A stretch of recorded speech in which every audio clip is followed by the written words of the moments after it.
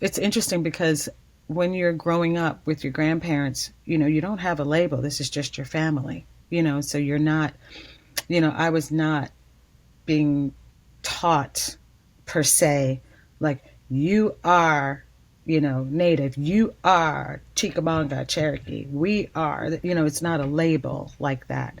You just exist, and these are, someone passes away, this is what you do.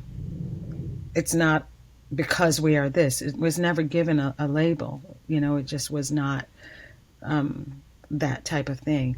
I learned later as a teenager, being in New York City, my mom said, oh, this is what that is. Hi, you're listening to Conversations with Musicians with Leah Roseman, which I hope inspires you through the personal stories of a fascinating diversity of musical guests. Martha Redbone is acclaimed for her powerful performances as a singer, as well as her prize-winning songwriting, composition, and arranging.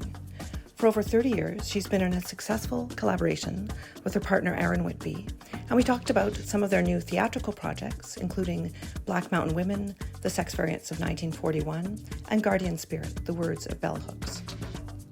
Throughout this episode, you'll be hearing clips from Martha's powerful album, The Garden of Love, which sets the poetry of William Blake to the diverse music of Appalachia, written with Aaron and John McEuen of the Nitty Gritty Dirt Band. Many people think of the music, culture, and history of Appalachia in terms of the blend of white settlers in the area. But Martha's family heritage from Harlan County, Kentucky includes African American, British, Chickamauga-Cherokee, and Mississippi Choctaw. She shared her experiences growing up with her grandparents as part of a coal mining family, as well as the dramatic changes she has witnessed in Brooklyn over several decades. In this wide-ranging episode, you'll also hear Martha's great advice for self-care, maintaining boundaries, and working collaboratively. We started this conversation with Martha's collaborations with clarinetist Tasha Warren and cellist Dave Eggar, and if you missed my interview with Tasha last year, it's linked to this one in the show notes. Like all my episodes, you can watch this on my YouTube channel or listen to the podcast on many podcast platforms, and I've also linked the transcript to my website, leahroseman.com. It's a joy to bring these inspiring episodes to you every week, and I do all the many jobs of research, production, and publicity. Have a look at the show notes of this episode, where you'll find all the links, including different ways to support this podcast. Hey, Martha, thanks so much for joining me today. Thank you. Thanks for having me, Leah. I first discovered your music when I was researching Tasha Warren last year, the clarinetist, because of your powerful piece on her first album with Dave Eggar. So people who heard that episode will have heard a little bit of Black Mountain Calling, and I'll be linking that episode. But I was in communication with Tasha and Dave and you about a new project coming out in 2026. So we'll talk about that a little bit. They gave me a little bit of fascinating information, but I did communicate with Dave that we're going to do an episode with him in a few months, actually, with a focus on that new album. That's amazing. So I understand there's this collaboration with children in both Tennessee and Kenya, and this teacher, Manny Ellswick, with your piece. Yeah, that was a wonderful collaboration. We went up to Vermont and worked in this really beautiful recording studio, and just stunning. And we just played with some improvisation, and there was almost like I ended up kind of like singing a prayer, a type of, in a way, it felt like a prayer, like a healing kind of mother prayer. And we just kind of, it sparked from there. I ended up adding some vocal layers and layers upon layers, and Dave and Tasha we ended up making like what I call like almost like a braid, a kind of sweetgrass braid, of this weaving, and it was so warm and loving and really, really beautiful. And so they went to the studio in Bristol and worked on it a bit more, and then they got in touch and said they were working with some kids and they loved some of the words that and phrases that I was singing, and so we just ended up developing that. And then the children ended up singing those songs together, and it was just really beautiful. And I added a bit more, and then we just had this magical piece that came about. Wonderful. And did Tasha and Dave reach out to you for that project initially a few years ago? Of course, yes. We became friends with the first album, with our self, the Emily Dickinson phrase. But and David asked me to create a piece for that, and it was during the pandemic, and so we kind of did everything online. And it was really interesting. It was the first time that we ever worked in that capacity. Of course, in times that a lot of people worked in that capacity, online and not, just doing Zooms. And so that piece came about. Black Mountain Calling came about, and I've been working on a lot of projects that honor my homeland in Kentucky, in Harlan County, Kentucky, where I'm from. And I've been doing this for some time now, just having pieces that celebrate the land and kind of, I guess, trying to recreate in a way this, for want of a better phrase, and a kind of ancestral sound and ancestral calling, that you hear when you're in the woods up there, really high up. And so Black Mountain Calling came out of our first collaboration, and it was so beautiful and so easy. And then we got together and had a concert up in the University of Michigan as part of the series that Tasha ran. And again, it was just absolutely stunning to be a part of that project. I mean, not only has it been a bucket list, to work with Dave Eggar, of course, we have so many friends in common, but to actually be able to spend a lot of time with him creatively, and Tasha, who is just absolutely magical, a magical, magical musician. I call her my Wonder Woman. I was usually, when I speak to her, hey, Wonder Woman, but just their combination, this chamber music piece that I worked on was just very, very special. And then they called me again and said, hey, we want you to do this again. And I went, what? Oh my goodness. So come on, let's do this. It occurs to me we really should play a clip of Black Mountain Calling here, because people, even if they heard this episode, it was many months ago. So I think we should do that for the listeners. Sure.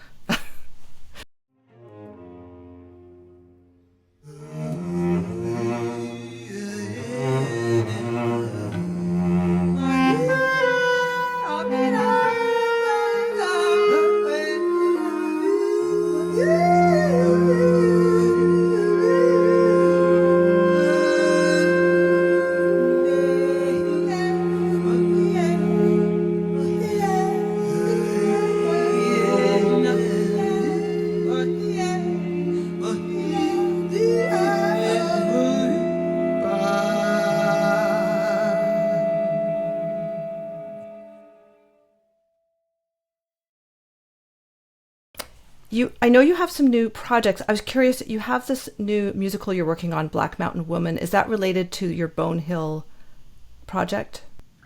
In a way, I guess I would call it, Bone Hill is an interesting project because we wanted to talk about the resilience of the people in the land, through my own family stories. And Black Mountain Women is a new piece that is unrelated but kind of related at the same time. So it's not it's based on this family stories. However, it talks about something much deeper, and it talks about the land in particular, specifically, and the people who continue to live on this land, and what it means when the dead meet walk among the living.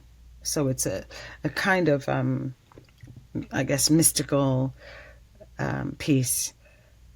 And not so much Bone Hill, which was much more of an historical and musical timeline. This is not. This is in a particular scenario. And so I'm excited to get back to that in the fall. We started that one during just before the pandemic, and then came to a grinding halt and did a couple of workshops and things and figured things out, and then we're going to get back on board. And I love that piece. Our book writer for Black Mountain Women is Naomi Izuka, and our director is Les Waters. So this is with Public Theater in New York? Yes. And so it's a full musical theater piece? Yes. It will be more of a play with music, I think, as opposed to a musical. Okay. Well, so in terms of the history of Appalachia and your family, can you speak a little bit about that so people understand? Sure. It's interesting because when I do a lot of concerts, and I'm always on the road with my band, and we play our music, and we call it the Roots Project, and it allows us to kind of dig in deep to the history of the southeastern region of the United States. We touch on many things. We touch on civil rights songs, old time blues songs. We talk modern songs. We even dig into our William Blake project as well, with the sounds of Appalachia being set with the poetry of William Blake and some of the meanings that are very similar.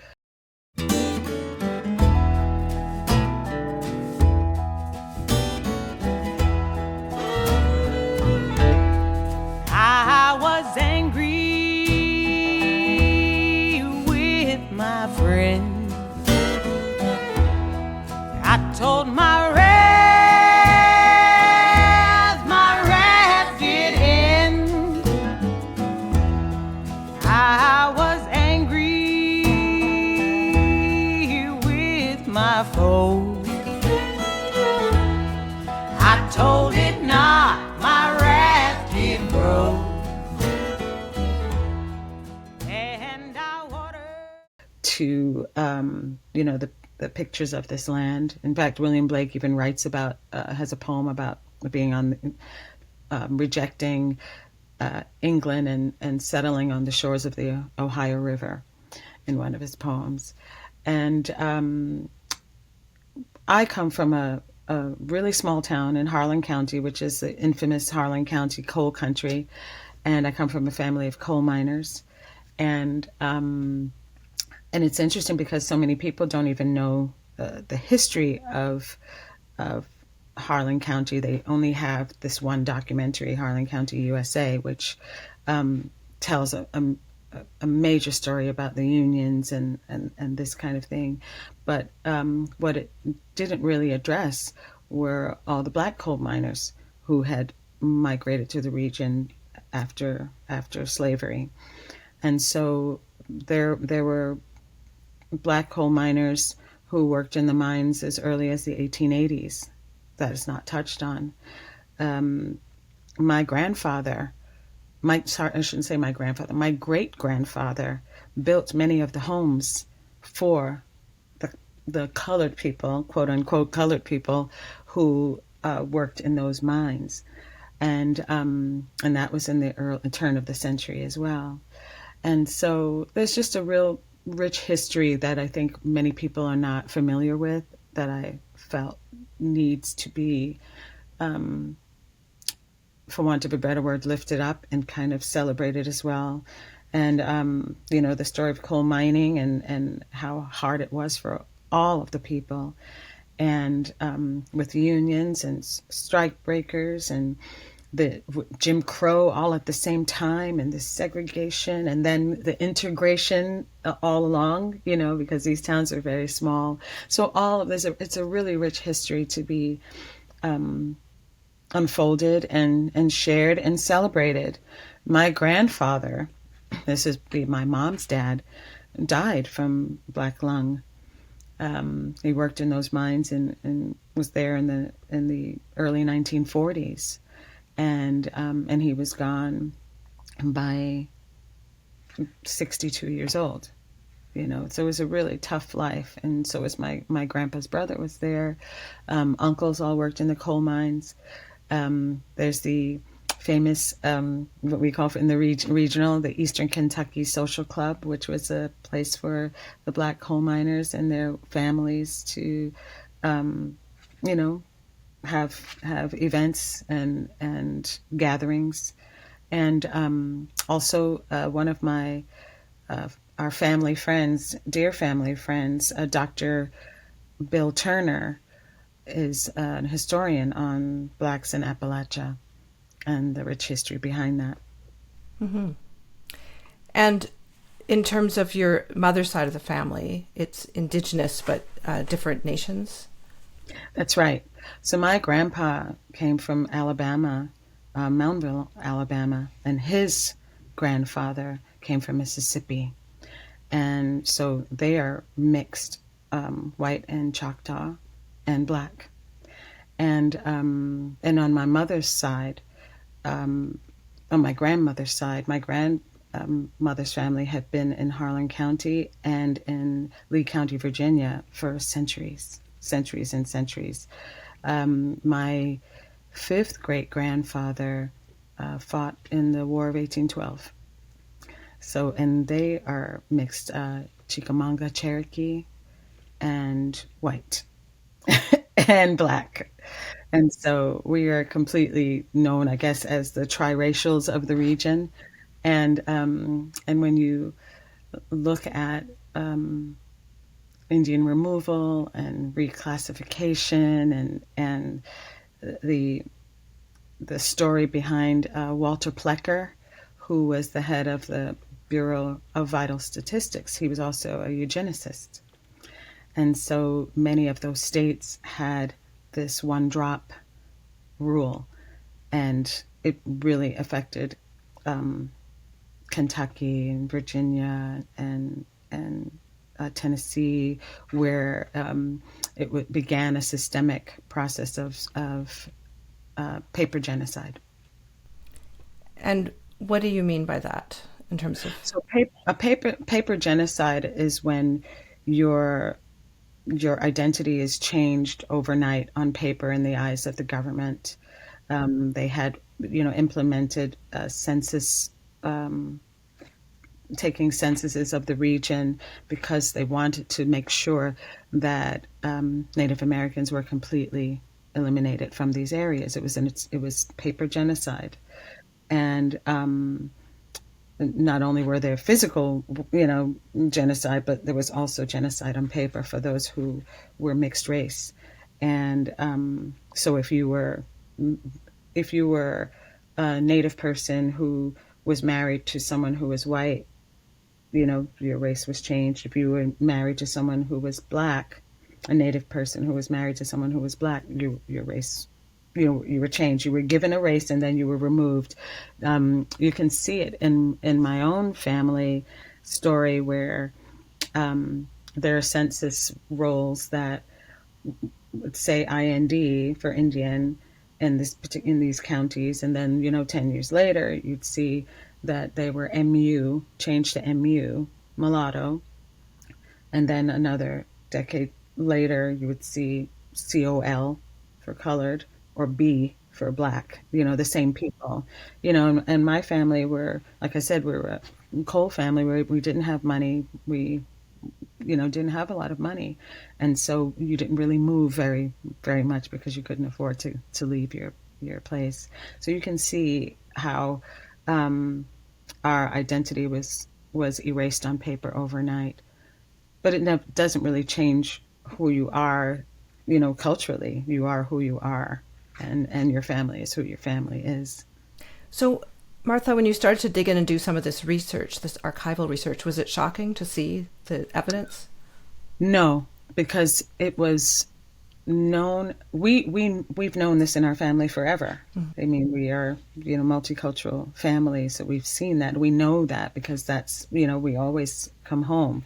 What was interesting to see is the not the archival research of our family, but the archival research of the history of that land. I found the most riveting and incensing, I guess you can, is that such a word, where you just feel just livid with the injustice and the very sad part about it is, you dig deeper. You don't just go into your own family. You're looking at all kinds of other things. I mean, I found letters, they're available. They're all online. You can see these things in the National Archives. You can, look in all kinds of documents. You can go to the Freedmen's Bureaus and all kinds of, historical documents and see these things. And it is really, truly shocking when you look at the files. And what you do see at the end is the reason behind the erasure of so many Indigenous and Afro-Indigenous people is the one drop rule. But the reason behind that erasure is poverty. Most of the people could not read or write, and therefore you didn't, you were at the mercy of whoever filled out these forms, and then there's a book that talks about, there's a book called Indivisible, and you can find it online, Indivisible, the story of African American and Native American peoples. And you can see how the systemic racism worked. And it is really, it just shows you the ugliness of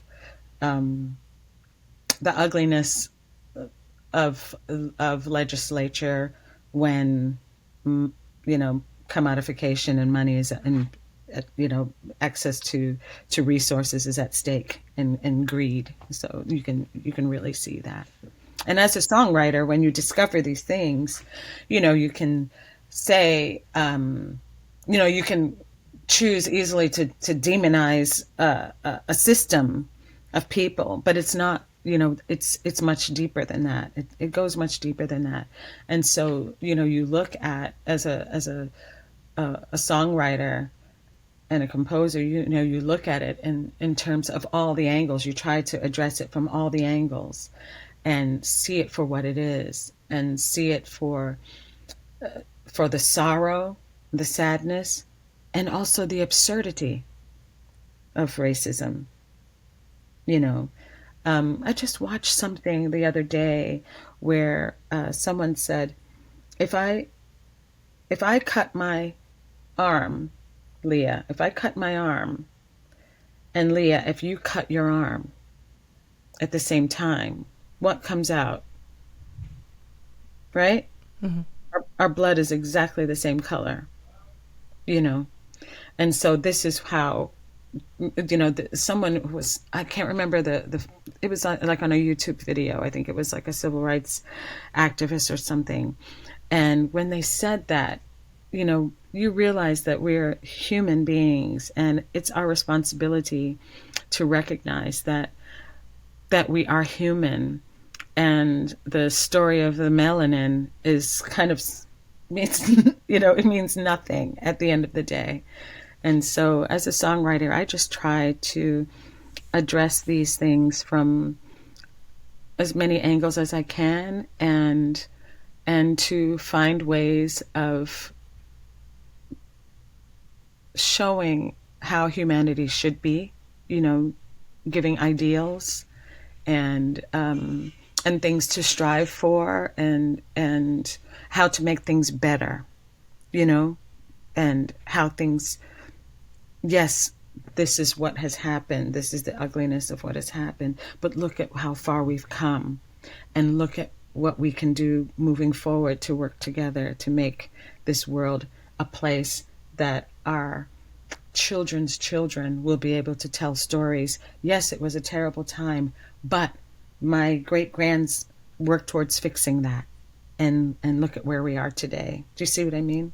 And that's kind of how I look at it.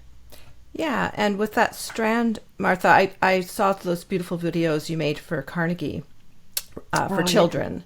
And Yes. and I was interested in the intercultural influence in terms of call and response musically with the Black Yes. community and Indigenous. So, yeah, Yes. maybe. I love teaching social dances because the social dances of the Southeast are really wonderful because of the history of, enslaved people and indigenous people in the region, as well as people who were settlers. I think it's really important to share in a call and response style, which harkens right back to Africa. It's a great way to teach children. It's it's a wonderful way to teach children to follow, just to follow songs. I think one of the things I just simply came to realize when we talk about singing folk music, when someone says folk music, people immediately think of banjos and fiddles and white people. If you say that was a folk music festival, but they don't understand that folk music is all folk. It's everyone who came to this land, and they brought the music from their folk. They brought the music from Irish folk, from Scottish folk, from African folk, from Black folks, from Indigenous folk, German folk, Portuguese. And this is the sound that comes from all of these people coming together in these various regions throughout the Southeast is why we have this music. The music that we have in American roots music is not heard in other places. And the same people went to other regions, all over this world. They brought Africans all over the world for work, for enslaved labor. They hit people over the head from Ireland and shipped them to Australia for labor, So that, and there's a different type of music that comes out of there. So it's really important to understand what folk music means. And so when I use the call and response style, that's going back to my grandfather's people, and also, my great grandparents in Virginia and Kentucky. This is the music that that they listened to, that they would hear their grandparents sing. So I love that it's kind of translated to these children's projects. Yeah. So we're going to be including some clips of your beautiful album, The Garden of Love. So maybe at this point, I was thinking the opening track, Yes. It's so arresting and with the rattles and so really powerful. Do you want to speak to that a little bit, and then we'll include a little clip? Sure. The Garden of Love was really that was a project that we made by happenstance, believe it or not. We made the decision to make a mountain record, quote unquote mountain record, because we were losing so many of our elders in our community back home, and I wanted a way to, and I realized, that in our family, our little ones will not, we'll see photos and things, but not really capture the essence of what that region means and what that land means. And so once again, I do everything through music. And so my partner and husband, Aaron Whitby, who I do the majority of my collaborations with, we decided, let's make this mountain record. So we started thinking of, kind of songs, coal mountain, coal country songs and things like that, and old pioneer songs and those kinds of things. And then Aaron said, "Hey, what about, look at this anthology of William Blake's poetry that we have here on the shelf." He says, some of these look really cool. Let's have a look through these." So we looked through a bunch of them, and we found so many that really resonated and painted the picture of, very similar to England, rolling hills and, craggy mountains and climbing things and green pastures. And I thought, wow, this really resonates with Kentucky. Let's do that. So we ended up setting 3 of the poems, and we said, well, look, we can't have like all these different, coal mining songs and kind of Appalachian folk songs and things like that, and then 3 William Blake poems. Like, why 3 William Blake poems? It doesn't make any sense. And so we said, you know what? We're honoring Black Mountain. Let's just honor William Blake. And so we ended up doing a whole setting of all these different poems. And we still have more. We still have more that we hadn't recorded.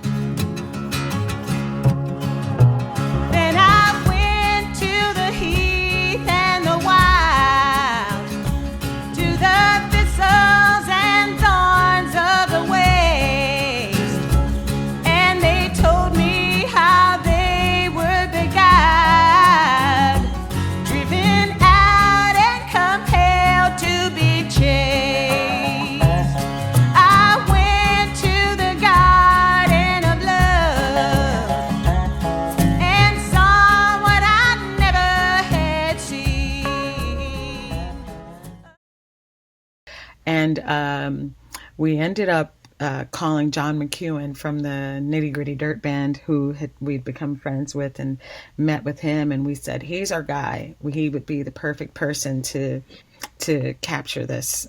So we demoed up a bunch of songs and then called up John and played it for him. And John absolutely loved what we did. He just loved the rawness of what we'd done. And then he added his incredible magic. He ended up just putting these beautiful arrangements on each of the songs, and we recorded in Nashville, and the rest is history. And John plays many instruments on this album. I believe John is playing 9 different instruments, because that is John McEuen. Yeah. Yeah, I was curious on, you have a special guest on A Dream, David Amram. Do you know him personally? Yes, David Amram. David is a really dear friend of ours for, at least 20 years now, coming on 20 years. Yeah. What a legend. Yeah, he's amazing. He's a dear friend. We just talked with him last week. Okay. I believe he's 94. He might be 94 now. He is wonderful. We're just talking about doing a show together in the fall. We're going to be working together in October. That's inspiring to hear. Wonderful. We play with him all the time. Okay. We do lots of different, we'll come and sing a song at his birthday parties. He always has birthday concerts in the city. And he is a remarkable human being. Absolutely brilliant. Speaking of playing many, many instruments, he's wonderful. Yeah, do you want to say a little bit about him for people who haven't heard about him? David Amram is a wonderful American composer. I believe he was, I can't even give his bio, but you can Google him and find his bio. And he has done everything. He was also part of the civil rights movement. He was part of the beatnik movement with Jack Kerouac. And I have a whole stack of Jack Kerouac poems that he wanted Aaron and I to, we're in our little studio here, and you can see James Baldwin is our little blessing in the corner there. But he wanted us to do something with the Jack Kerouac poems, which we will. I'd like to get him on that too. Okay. Yeah, I worked with him many, many years ago, maybe 25 or 30 years ago. He came up and worked with our orchestra, and I think we had a book he'd written. Like I kind of knew, and some of his music, and yeah, just like his presence. It was really, really cool. Yes. And the last song on that album, Sleep, Sleep, Beauty Bright, is such a beautiful lullaby. Thank you. Yeah. You know, those poems, and I hate when I hear other people say this, but I realize that one day I'm going to have to say this phrase. A lot of those poems sang themselves. They really did. I mean, the majority of the poems were songs of innocence, songs of experience. So a lot of them were written in stanzas, clearly that he meant to sing. So I felt, a lot of them just kind of flowed as we were reading them. And I love melody, just being, raised in Appalachia as a kid, a little kid.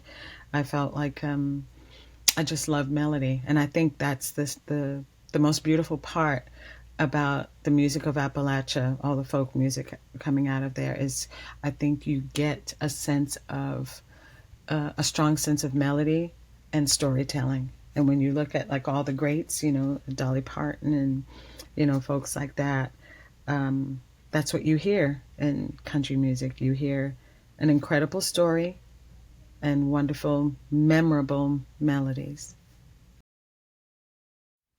Sleep, sleep, beauty bright, dreaming o'er the joys of night. Sleep, sleep, in thy sleep, little sorrow, sit and weep. Sweet babe, in thy face, soft desires I can trace, secret joys and secret smiles, little pretty infant wiles. Has that song. So, Martha, your musical career took a bit of a turn, like a conscious turn at a certain point. You were doing different music, and then you decided to change. Yeah, I sang a lot of soul music and a lot of rhythm and blues, and I still do. It's still in all of my concerts. I also found that the music, these categories that people get paid a lot of money to box in, also changed. You don't really hear a lot of live rhythm and blues music on the radio.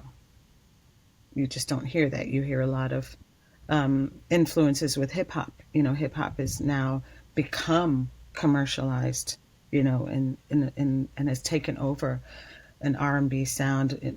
Maybe it's become. They even have something I believe called urban, sound. And so I personally felt that I had a bigger, wider, broader story to tell and to share. And I don't really like being boxed into categories. I mean, I have a knee-jerk reaction. It's probably because of my own family history. I don't really like having to stick to something. And I believe, your life as an artist, when you're an artist, part of being an artist is to explore and to push beyond the boundaries that are given. You're supposed to create art that makes people think, about themselves and their own position in the world. And I want to honor that. And so I've always been, even as when I was singing, like right on out soul girl music, it was still always something different, because I had a different story to tell.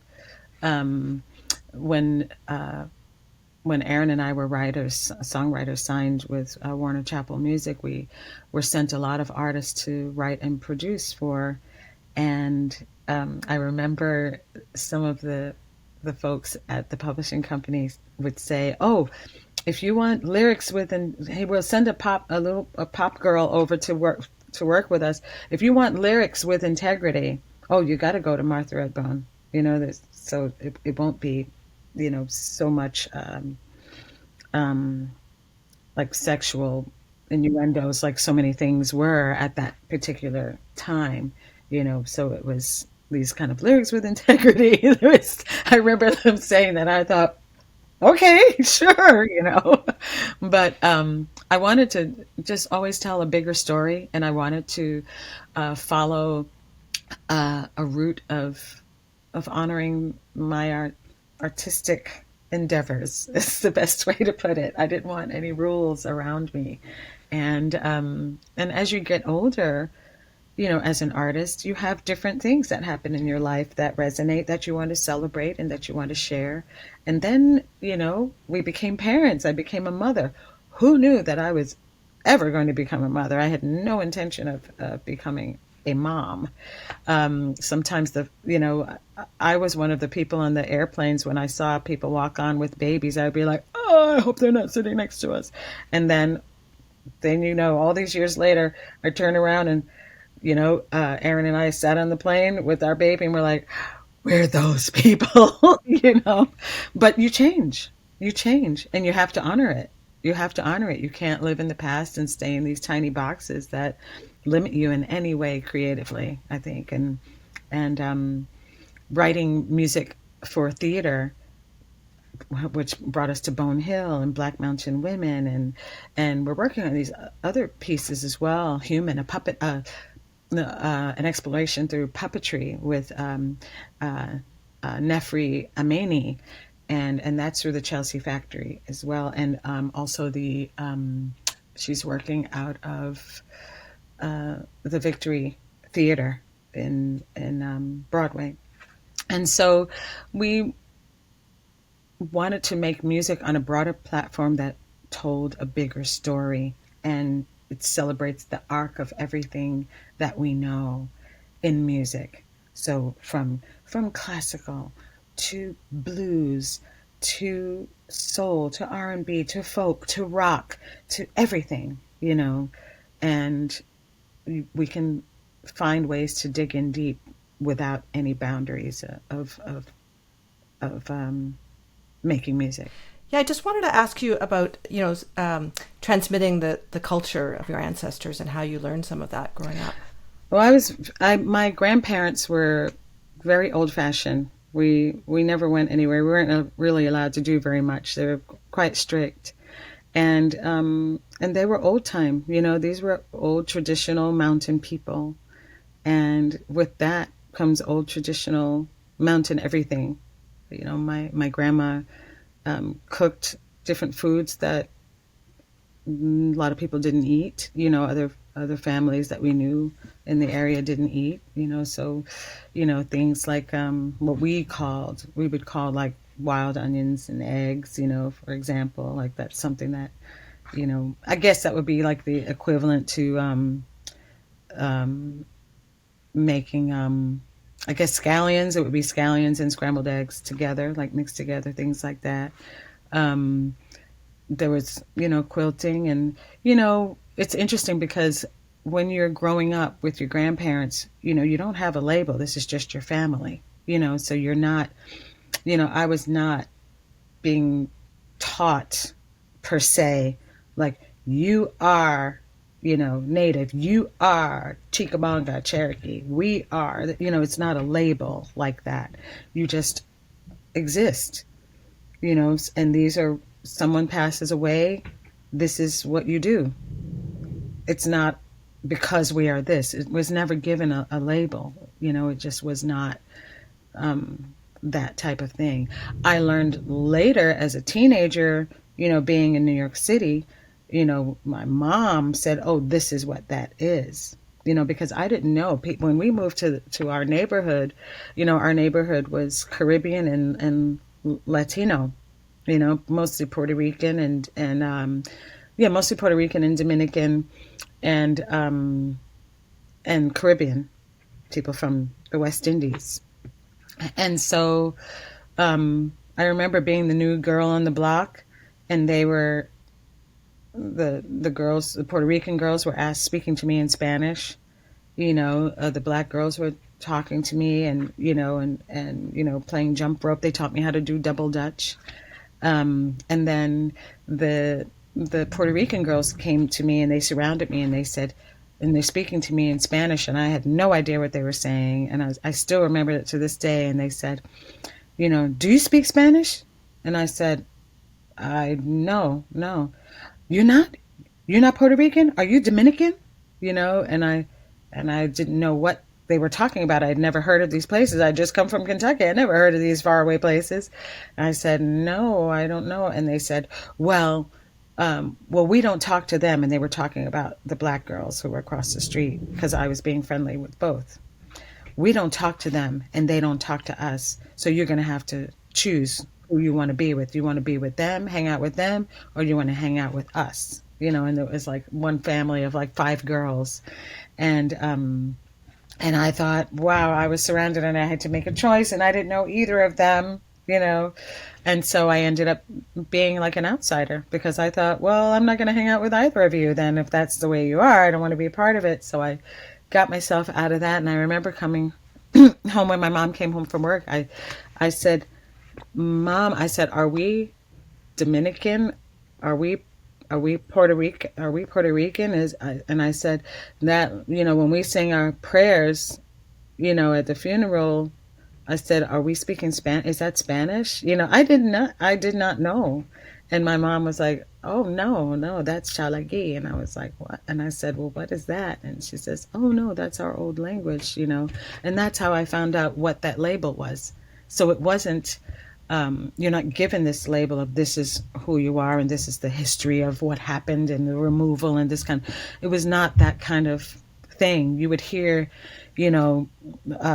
phrases, little phrases here and there from my grandmother might say, oh yeah, well that was on the long walk. That's when those people went on the long walk, or we're going across the mountain to this, or we're making this quilt, or we're doing this and we're singing this song. So it was like that. It wasn't given a label. I didn't really know what that was per se.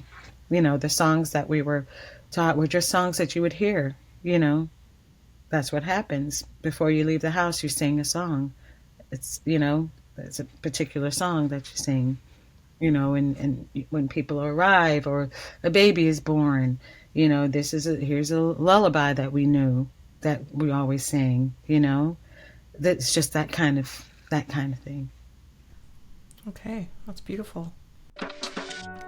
Hi, just a quick break from the episode. I wanted to let you know about some other episodes I've linked directly to this one, which I think may interest you, with Tasha Warren, Shakura Saida, Chuck Kopanas, Jamila, and Van Black. It's a joy to be able to bring these meaningful conversations to you, but this project cost me quite a bit of money personally and lots of time. Please support the series through either my merchandise store or on my Ko-fi page. You'll find the links in the show notes. For the merch, it features a unique design by artist Steffi Kelly, and you can browse clothes, notebooks, mugs, and more, everything printed on demand. On my Ko-fi page, you can buy me 1 coffee or every month. You'll also find the link to sign up for my newsletter, where you'll get access to exclusive information about upcoming guests. Finally, if you're finding this episode interesting, please text it to a friend. Thanks. I was wondering if you could talk a little bit towards your musical influences growing up, because you were with your maternal grandparents in Appalachia. Yes. As a kid in Harlan County, we had one radio station. So that's why we know everything. And it's interesting because, a lot of our band members are also from the Midwest. They're from Chicago and Kentucky, with roots in Kentucky as well. And it's the same thing when you're in the Midwest or Minnesota. Some of our friends are, you had one major station that played everything. So we knew a Conway Twitty song, and we also knew Parliament Funkadelic, because all these songs were played, and we knew, Foreigner and 10cc and, the Beatles. We knew everything. And on Sundays they would play gospel music in the mornings. So we knew all of those hymns and, the Blind Boys of Alabama and James Cleveland choirs and local choirs from churches that were in the region and, in the Tri-Cities. And so we knew that's how we grew up. We had watched Hee Haw on TV. And so we just had a really broad sense of what music means and musical styles. I feel really grateful for that. Um, I also appreciate now that there are many different radio stations that you can just listen to the type of music that you want to hear. I think there's some joy in that as well. But growing up, you do in these small regions, you get this spread of everything, which I think gives you a greater sense of appreciation of all styles of music. You don't have to like everything, but it's just part of what's inside of you subconsciously. We talked earlier about your work for Carnegie and teaching these social dances, these stomp dances. So were you dancing with your community? Was there any of that? No, no, no. These are songs, my grandpa sang. These are songs that, we I picked up along the way in regions. No, it wasn't that. We were in a very small coal mining town, and my grandparents were very old, very, very old fashioned. But in the region, in our town, you would hear, and even now, after supper, you'll hear somebody bring out a fiddle, you'll hear something like that, and someone will bring out a guitar or banjo, or you'll hear people sing. But it wasn't, these particular traditional social dances were just melodies that we sang, as little kids. Okay. I was curious about the indigenous aspect with the vocables, if that was something you were hearing as a kid. No, the vocables come from, my grandpa would sing a lot of different things, and, they went hunting a lot, and you would hear them hollering certain things, and that meant what they caught. If they were able to catch squirrels, if they caught groundhog, if they, went off and went fishing, there were all different things like that. And so just me being musical, I ended up just picking up these things along the way.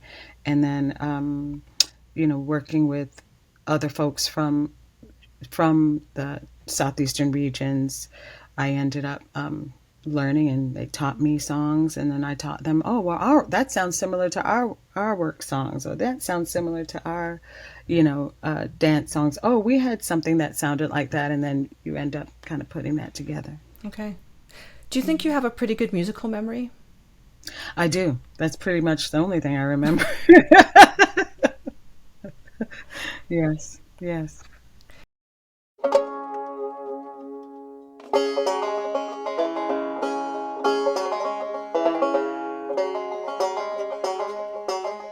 No, no, never can it be. Never, never can it be.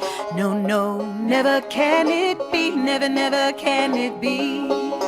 Can I see another's woe and not be in sorrow too? Can I see another's grief and not seek for kind relief? Can I see a falling tear and not feel my sorrow share? Can a father see his child weep nor be with sorrow filled? Can a mother sit and hear an infant groan, an infant fear? No, no, never can it be. Never, never can it be. No, no, never can.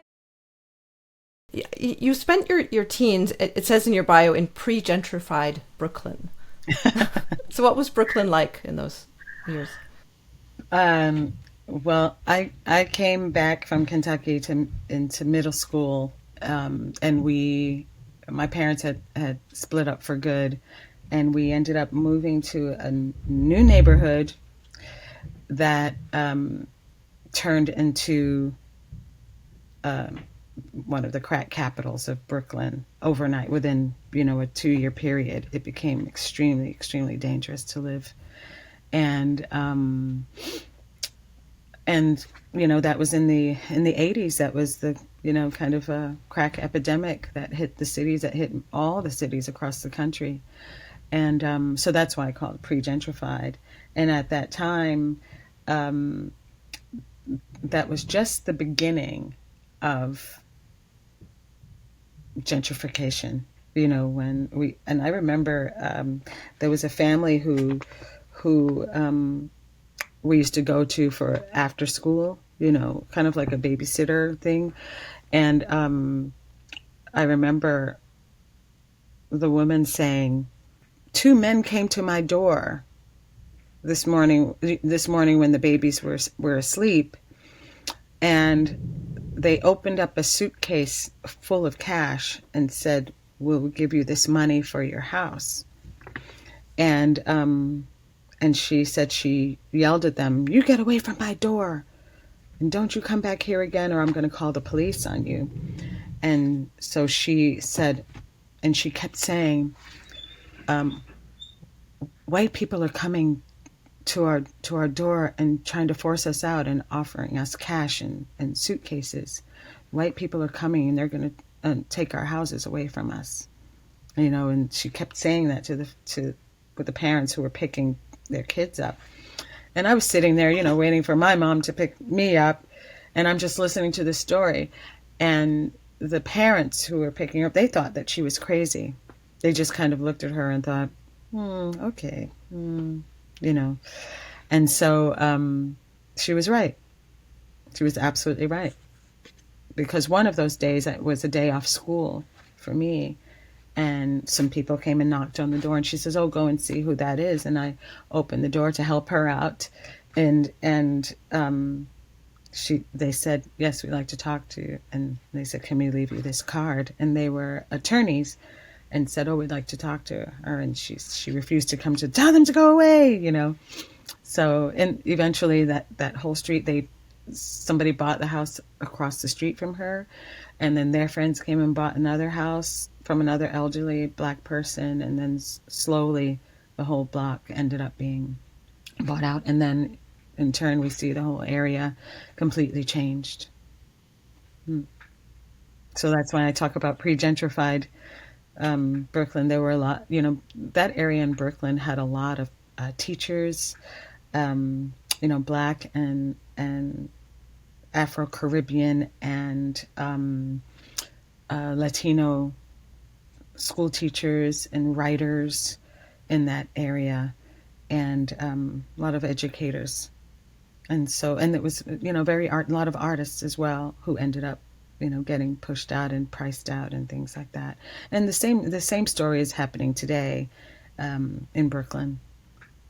I mean, it seems like it's happening all over this country, really. But certainly in the cities, when you look at, New York City, you definitely see that. You see the same thing in places in Chicago and Detroit and, all big cities. That's what's happening. Yeah, in Canada as well. You have a new project honoring the work of bell hooks. Yes. That project came about through the Apollo Theater's New Works program. I was invited to be a cohort in, I believe, some 2022, something like that, just coming out of COVID. And it might have been within the first year that bell hooks passed away. And I thought it would be a fun idea to set the words of bell hooks. We did it for William Blake. I thought it would be really cool to do that. And then I love the fact that she had a book of poems called Appalachian Elegy. I thought that was really important. And so we decided to work on that, plus couple of other books we thought we would look at.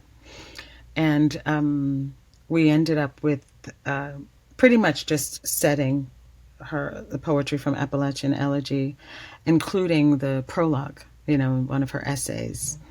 And it ended up being a really beautiful, beautiful project. We not only got the blessing from her estate, who take care of all of her works, but we also got the blessing from her sister, Gwenda, who actually came to our workshop performance of the piece, of the working piece.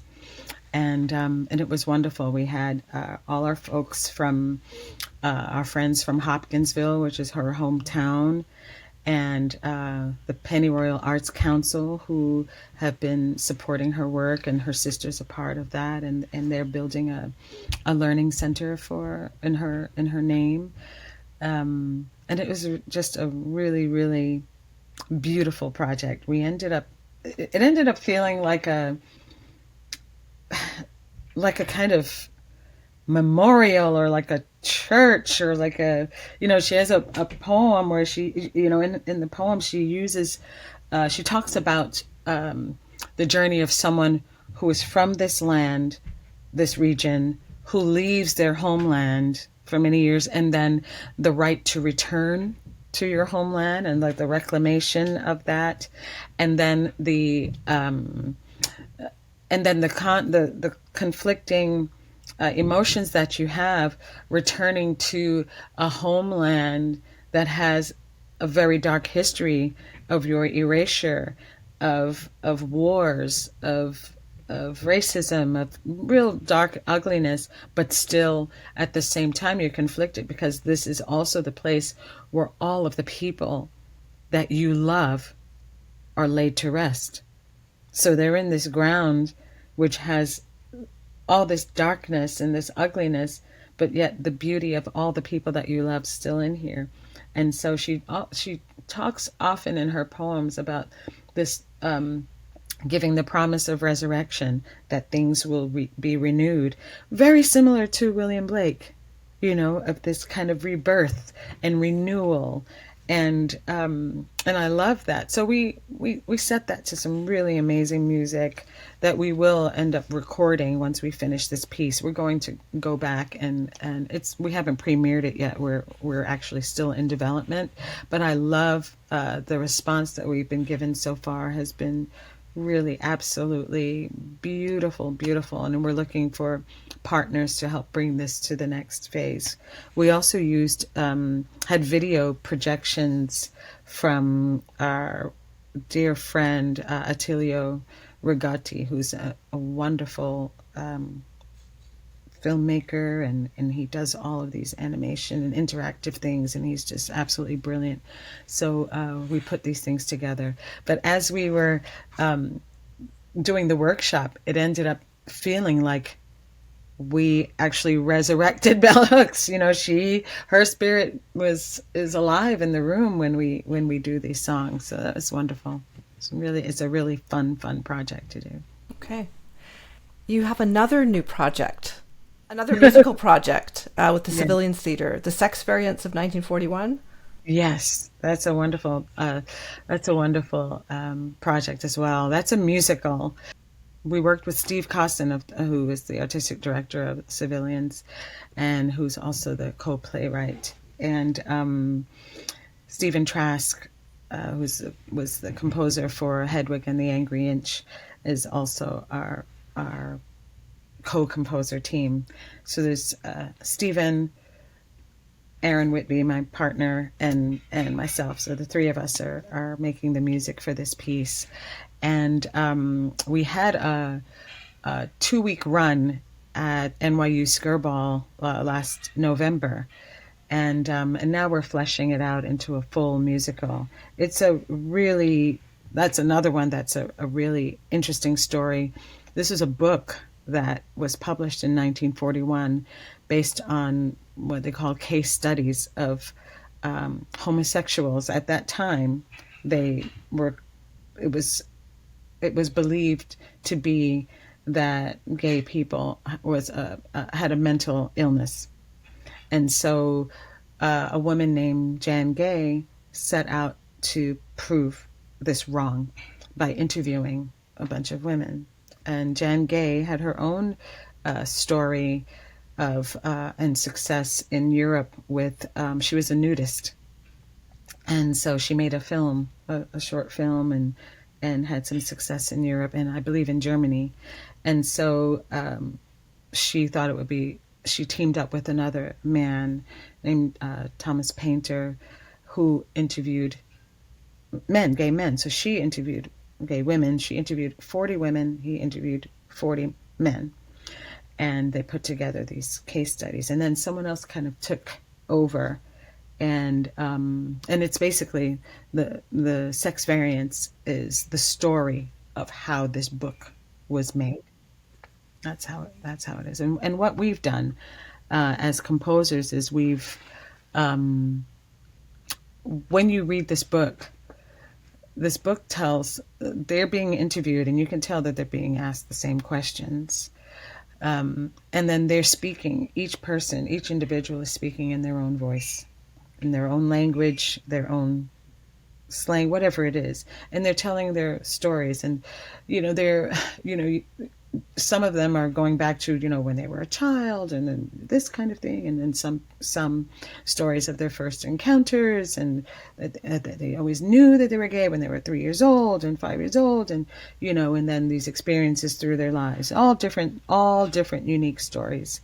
And then the person who interviewed them made their own assessments. I mean, these were pretty harsh and objectifying and really not nice, not good, measuring their body parts and criticizing how whoever was interviewing them, criticizing how they felt the person looked, if a person was unattractive or something, they would put things like that. And so it was a really cold way of approaching people. And so we decided to make these people who were case studies, so quote unquote case studies, to turn them back into human beings with feelings and a heart and some vulnerability, and really listen to their words. So that's what we did, and that's what we're working on now. That sounds like a beautiful project. How did you come to it? We worked with the civilians. We met Steve Cosson through Les Waters, who's our director at Black Mountain Women at the Public. And the civilians, he's worked with civilians for many, many years. And they were honoring Les at their annual gala.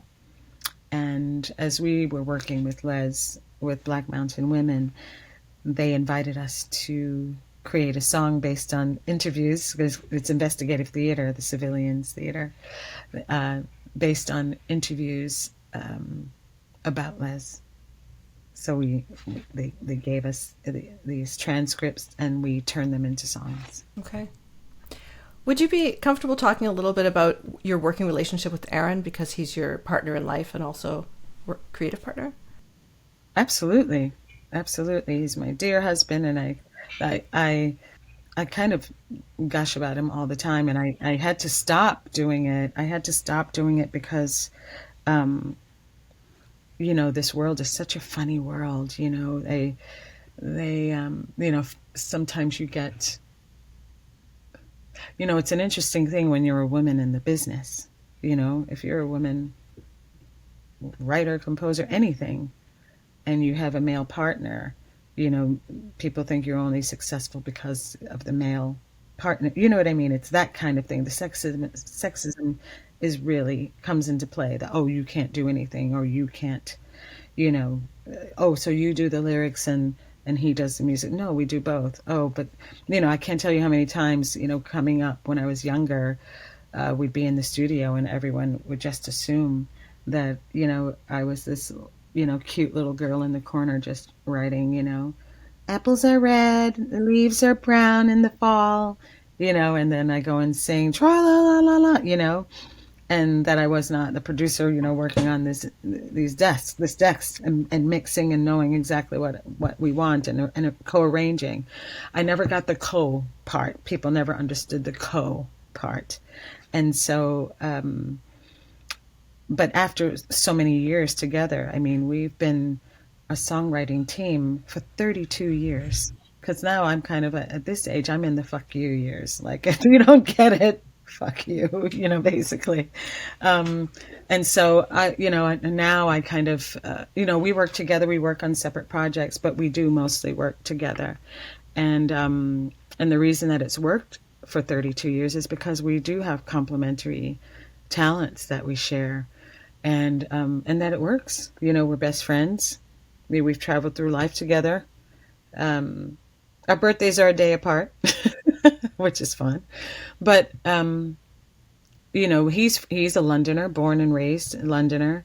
And I'm from Kentucky and Brooklyn, and we've been around a lot of decades, and we know a lot of music between the two of us. We probably can cover just about every style and genre.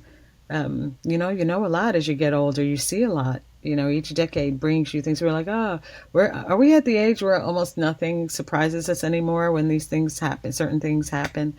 But we musically, we just have always clicked. It's not that it's a walk in the park. It's not always easy. There's a lot of arguing and disagreeing, and we're passionate about what we feel works and what we feel doesn't work. But there is a mutual respect for each other creatively. The interesting thing is for us is we're such a unit as a duo, and that working with Stephen Trask or another person, which we've worked with many other collaborators, as many as like 5 or 6 people writing songs and working on things.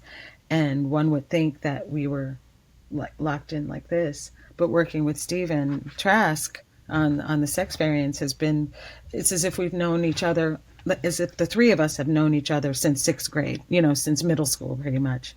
It's just the easiest collaboration. We have so much fun. We laugh, we care, we change everything. We kind of, it's just a really great combination. Okay. Yeah. So maybe to close this out, if you want to reflect a little bit, like part of your life is definitely as a touring musician, which can be really challenging. So do you have sort of advice for younger artists in terms of self-care or boundaries or how you manage that? Absolutely. For us, it may change because we do have an album that is coming out, and when you have an album specifically to promote, you have to work, if you have a booking agent who sends you on tour to many places. It all depends on who you're working with, but you do have to, number one, drink a lot of water because you don't always get the sleep that you need. So you have to drink a lot of water, and you have to remember to laugh. You have to remember not to take yourselves too seriously, because it's just music, like it's not, I put, I have to have wheatgrass shots in my rider, and and this fresh squeezed orange juice has to be on my thing, and I must have yellow roses on my dressing room, and that is a bunch of BS. This is about making sure that the world, in this crazy world of chaos that we're in, that your responsibility as a performer is to give the people who are investing in you by buying a ticket to your show, you are giving them as much love and care and an opportunity to forget about who they are just for the time of the show. You take them to a place where they can just forget their troubles and be healed by the medicine that you're giving these people in whatever style it is. If you're playing the violin, solo, that's your job, to give joy and let people forget who they are just for the time, the 90 minutes or whatever it is that you're on that stage. You're the doctor, you're a healer, you're an essential worker. And it's our responsibility to heal this world. And that's the main thing. My first, I said drink water, but I do have something that comes before that. If you're going to be a working musician, get up before noon. That's the first one. Because mornings are really nice. Mornings are really beautiful and quiet. We get up, I have a dog, so we get up early every day, but getting up at 6 is really beautiful. It's a beautiful time to write. It's a beautiful time just to have your tea or your coffee and just sit and just have this quiet prayer, meditative time just to get your senses together. So carve out some time for that too. That's another really important thing. Beautiful. Well, thanks so much for this, Martha, today. Really appreciated it. Thank you, Leah. Thanks for having me. It's a great show. Thanks so much. I hope you enjoyed this episode. Please share this with your friends and check out episodes you may have missed at leahroseman.com. If you could buy me a coffee to support this series, that would be wonderful. I'm an independent podcaster, and I really do need the help of my listeners. All the links are in the show notes. The podcast theme music was written by Nick Cold. Have a wonderful week.